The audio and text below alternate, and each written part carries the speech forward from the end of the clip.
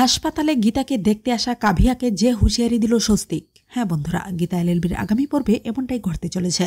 গীতাকে যখন ছুটকা ফোন করে বলে স্বস্তিককে যে করেই হোক বাঁচাতে হবে এবং তুমি সেটা পারবে, তখন গীতা বলে স্বস্তিক বাবু নয়, ওদের টার্গেট হলাম আমি, আমাকে মেরে ফেলার চক্রান্ত চলছে।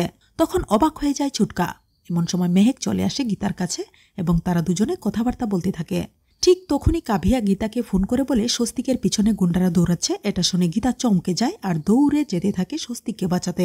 এদিকে কাভিয়া পদ্মকেও ফোন করে বলে পদ্ম, কৃপানের অনেক বিপদ, আর পদ্মও ছুটে আসে সেই একই রাস্তা ধরে। অন্যদিকে কৃপান একদম রেডি হয়ে আছে গীতাকে মারার জন্য।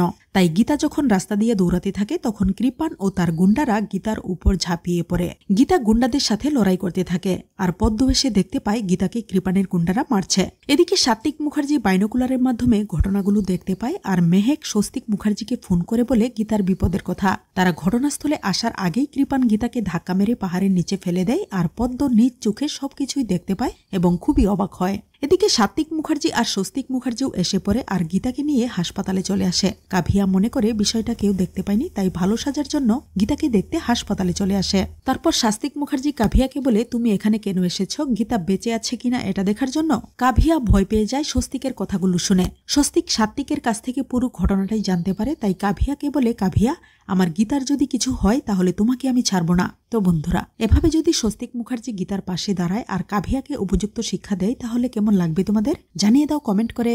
ধন্যবাদ।